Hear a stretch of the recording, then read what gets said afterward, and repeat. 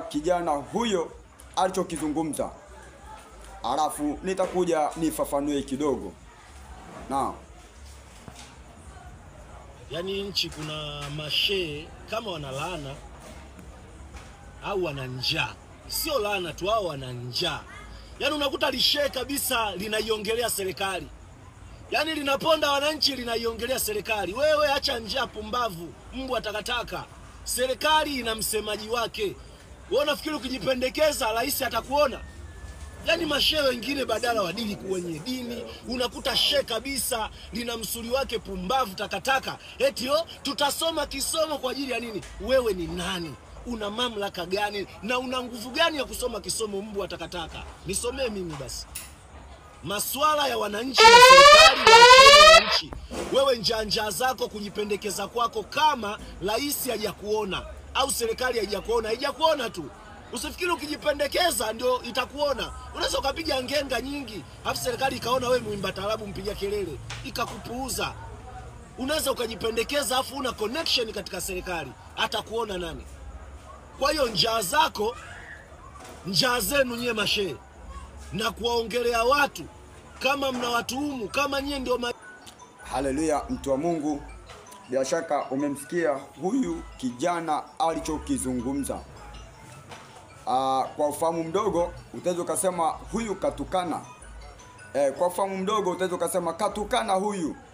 Lakini huyu alichokizungumza ni kitu ambacho kimenyoka kabisa, kijapinda, na amezungumza jambo jema sana.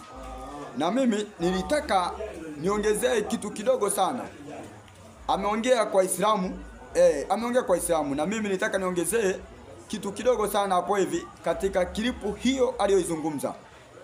Sasa hawa aliyosema kwamba wakina mashehe, sasa na mimi nasema kwamba hata Wakristo wapo, wakina Masanja, wakina Mwamposa, wakina Jodevi na watu kadha wa kadha, ambao wao kazi yao ni kupamba serikali, ni kupamba wauaji, ni kupamba maenezi, ni kupamba dhuluma, ni kupamba watu, kuondoa uhai wa watu. Ikionekana kwamba mwananchi anaelia, ameonewa, ameumizwa, ametekiwa ndugu yake, ameuliwa ndugu yake, ameuliwa mdogo wake, ameuliwa mamake, hao mashetani hawawezi kusimama na kuweza kuzungumza ukweli uhalisia uliopo. Wao kazi yao ni kuanza kupambana na watu wenye haki, ni kupambana na watu ambao wamekuwa na maumivu au mashetani. Mimi nimekuambia kwamba huyu kijana alichokizungumza ya kwamba kuna mashehe ambao wamesimama kwa ajili ya kutafuta vipande vya fedha, kwa ajili ya kutafuta bahasha. Sasa hao mashehe sio mashehe tu, mpaka kwenye makanisa wapo akina Mwamposa, Jodevi, Masanja mkandamizaji na watu kadha wa kadha wa sura kama hiyo. Wao kazi yao kama sasa hivi unavyoona kwamba taifa letu namna lilivyo kwenye giza, namna giza lilivyotanda ni giza totoro. Ndugu wetu wana kila aina ya majonzi, wanalilia mioyoni, wamekoswa msaada, wamekoswa mtu wa kuweza kuwavusha katika eneo hili tulioko. Sasa na mimi nikiwemo kwamba ndugu yangu katekwa tangia tarehe 21 Oktoba mpaka leo hii hatujui yuko wapi wala hajaonekana. Sasa mimi niseme nini? Huyo kijana alichokizungumza huyu, kwa mtu mwenye ufahamu mdogo ataweza kusema ametukana, lakini kiuhalisia hajatukana. Ukisoma katika kitabu kile cha Timotheo wa pili na sura ya 4 mstari wa 2 inasema, lihubiri neno, uwe tayari wakati ukufahao na wakati usiokufaa, karipia, kemea na kuonya kwa uvumilivu. Sasa ukija kusoma katika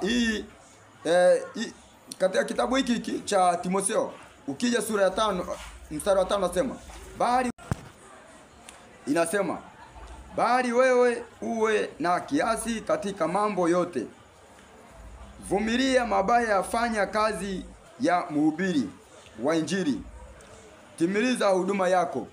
Sasa ukija kusoma katika kitabu cha Timotheo wa kwanza na ile sura ya 5, Timotheo wa kwanza sura ya 5 mstari wa 20 inasema, wale wadumao kutenda dhambi uwakemee mbele ya watu wote, ili na wengine waogope.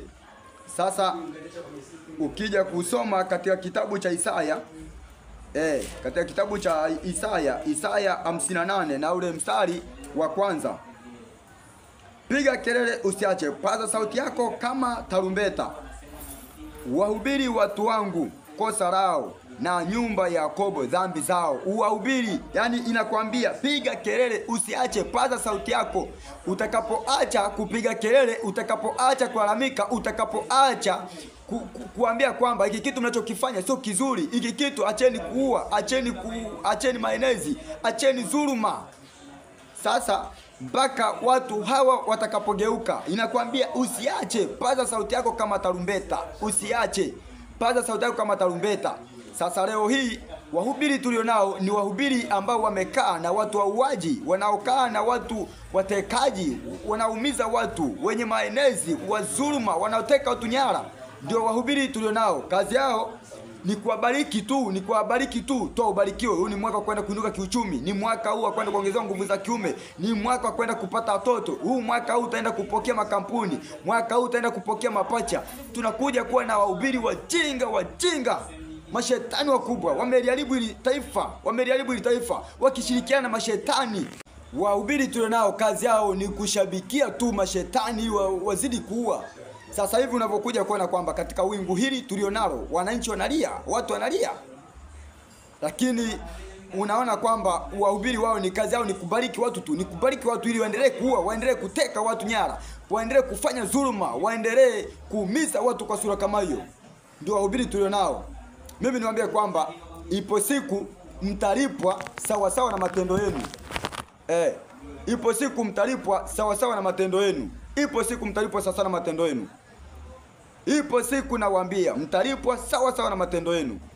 Kwa sababu katika hawa vijana waliokufa, hawa waliouawa, mimi naamini kwamba wapo watu ambao wanajiita kwamba ni watu wa cha Mungu. Katika watu waliotekwa, wapo watu wanajiita kwamba ni watu wa cha Mungu.